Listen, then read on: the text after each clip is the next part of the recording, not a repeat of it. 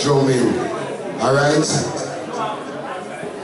Like man, let me see some of the people in there, man. I can't see nobody down there. It's just like I talk to darkness and emptiness. It's just a little light on the coast so you can see one who and feel the vibes and thing, you know?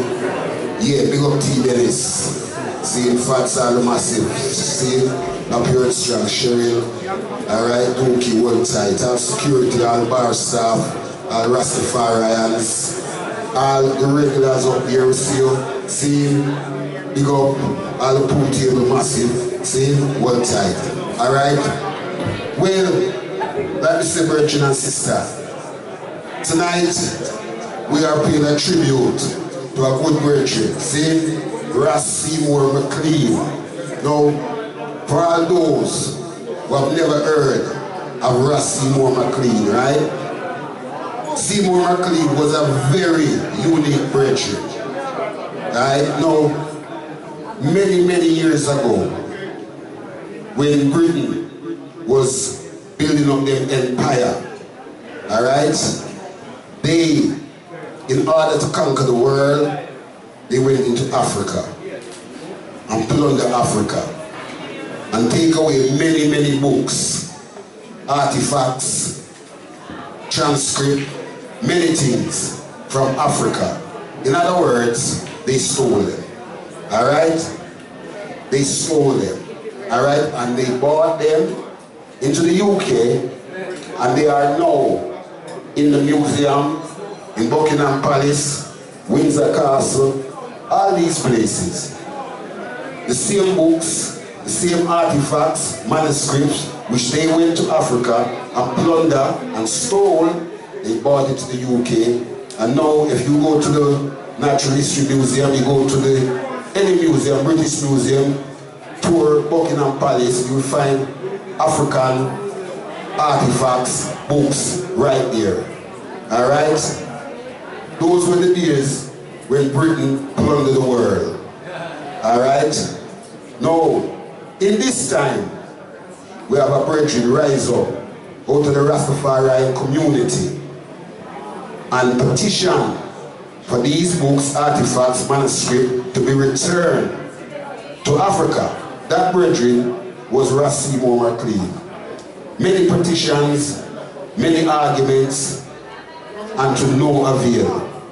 They decided to keep the things which they stole from Africa in their museum. So, Brother Ras Seymour, with the grace of the Almighty, said that he is going to retrieve those books, those manuscripts from the museum, from the libraries, wherever they are in the UK. And I must tell you this, he made a great job of it, because he retrieved hundreds and hundreds and hundreds of these books and manuscripts and things. He retrieved them, little by little, one by one, two by, because you know, so you can go into them places, and if you're skillful, you can just take up the book and read and move with it. And Seymour was very skillful in doing that. And like I said, hundreds and hundreds of books he had retrieved. Alright? Which is, he's right. It's him right, you know. Because Seymour is an African. And those books belong to Seymour. You understand? So, all Seymour was doing was retrieving back the books which belonged to him, which was stolen by the British government. Did Seymour do anything wrong, brother and sister? I don't hear nobody. No. Are you agree with the British government to come thief the African books and transcripts? No. Do you agree that Seymour done the right thing? Yes. Alright. So now, we agree that Seymour done the right thing. But the British government never see it that way.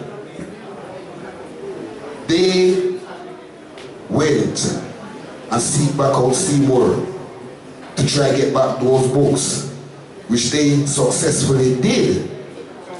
But on top of that, they prosecute Seymour for stealing the books. they prosecute Seymour for stealing the books. They held a sham trial and convict Seymour for stealing the books which belong to Seymour. Now, that shows the injustice of the British government. See? And I must say this, we, the Rasta fraternity, will always make a stand against the injustice which was put on Seymour by the British government. And that is why, although Seymour is not here with us in the flesh, he's here with us in the spirit, we'll always remember the great work what Seymour has done for we the Africans. Come on, let's give Seymour a big hand.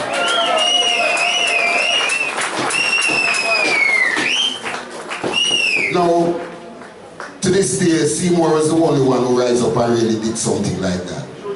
You understand? I don't really see no more Rasta Africans or anyone saying anything about these books. You understand? Seymour led the way. He led it by example. He take it. Now, if we all go and do that, they might go lock up the whole away. So, fear not. One for all for one. In that manner, no failure. Unity is strength. Seymour went on his own and done what he has done. And he showed us, say, it can work. And we must always fight against the injustice which has put on the African people over many years. They have stolen many things from Africa.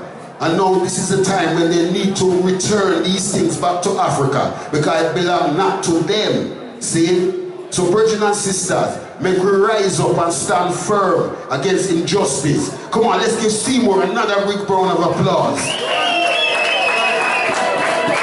Now, we have Seymour family here, and I'm going to ask them to come up on stage and say a few words on behalf of Brother Ras Seymour McLean. See?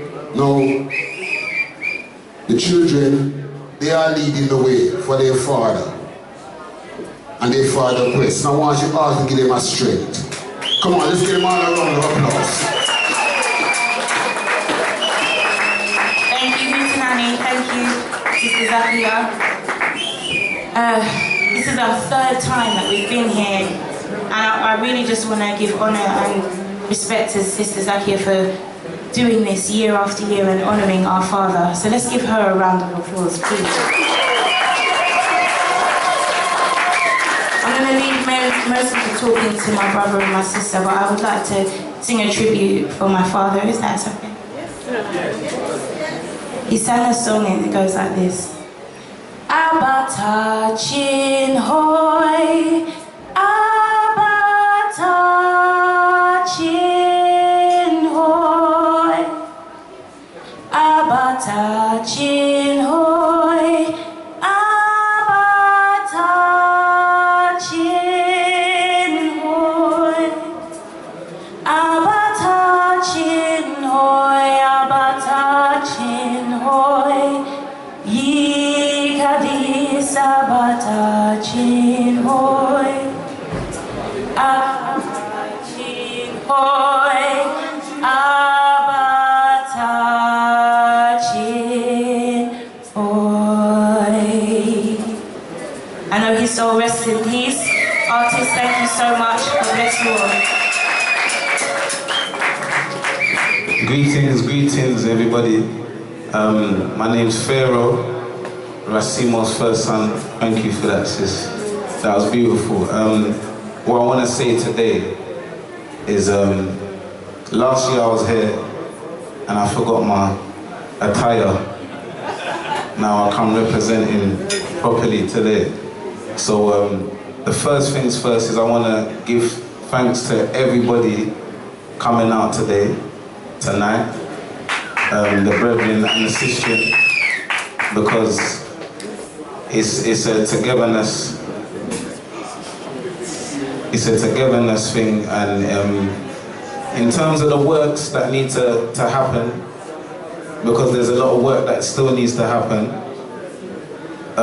what I would do is encourage the elders here, the mature people with children, to pass this information on to their children. I'm not saying you haven't, but I believe that the children and the young people, the teenagers, this is a time where a lot of information is being shared via social media and the internet, and a lot of people are getting a lot more clued up, a lot more information to their hand directly.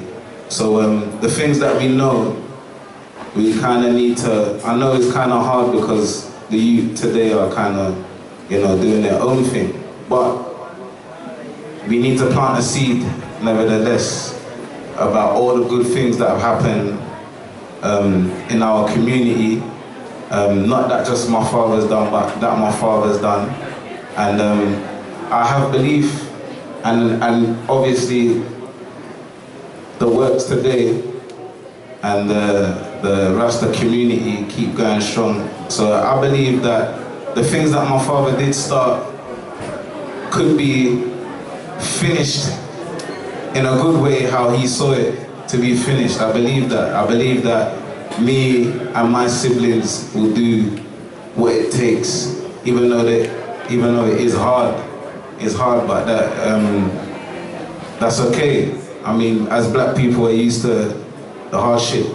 So I would like to see things come to fruition. I would like to see things happen. And I'm very grateful for today, very grateful for today. I will be in the crowd, and what I want to do is take some contact details and stay in contact with people to actually make things work. I believe that we need to take time out to make these things work, because everyone's working, everyone's got a job, everyone's got a family. But there is still work that needs to be done. And that work there will ultimately help the young people that are going through their hardship also. So all I want to do right now is give thanks for everybody. I am Pharaoh, and I'm thankful for everybody, and I love you, sister. And I thank all the artists for coming out and doing their thing, and the musicians, and give thanks, love. My brother Negus was on his way, if you know him. He's taller than me, but he's younger than me. He's on his way, but he's running a bit late, so he sends his blessings as well. So give thanks and have a good evening, yeah? Thank you.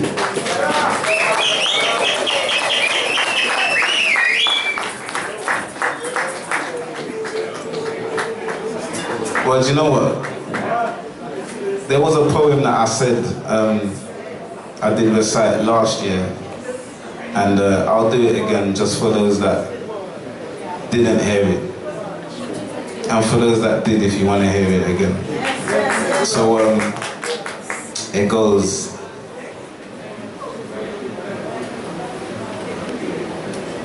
Daddy used to tell me pull my trousers up, walking around the house and stuff. He said, look at you and look at me. I'm looking like $1,000. That's what he used to say to me. But I'll pull them down right now just to hear him say to me, son, pull your trousers up. Then he moved out and such and wasn't really round as much. Still took us back to Africa. I saw how much was out of touch. I misunderstood, man. Do it if I could, man. Ain't nobody perfect, but daddy was a good man. Hard to see a busybody man lay so lifeless. Loved to talk a lot, but everything he said was priceless. Made me and my brothers kings, so there ain't many like us. Took 1,000 pictures, but the memories are priceless. And his passion for the king brought out the best in him. So he deserved a gold casket to be rested in. Teaching Amharic is one thing that he invested in. Now when I see an Ethiopian, I'm like, Tena yesterday, but wait. I know more. I got more still, like, and Hulet Sus, I wrote a Mercedes, Sabat Zemenza 10, I saw Ayasalasa Araba Amasa, Sabat Zemenya Zetenya Metal. I could have counted to 100, yo, I could have counted to 100. That's in case you didn't know. But that was light work. Look how easy it flowed, but he installed that from young. Glad to be a son, and only God can tell you all the greatness that he done, but we can start off with the books and how they label him a crook. but he was getting back on the knowledge that they took. And I'm glad he made us see that. All them things, we need that. So when it finally happens, he looked down and say, I need that. You see it? And that is still the aim. You see me? That is still the aim. We want to get these works done. Like I said, I appreciate everyone coming out tonight. We're going to have a good night. It's a celebration. So we're going to have a good night. We're going to party and we're going to vibe. And at the end of this work still needs to be done. So let's get together, stay connected, and we keep it moving. Thank you very much.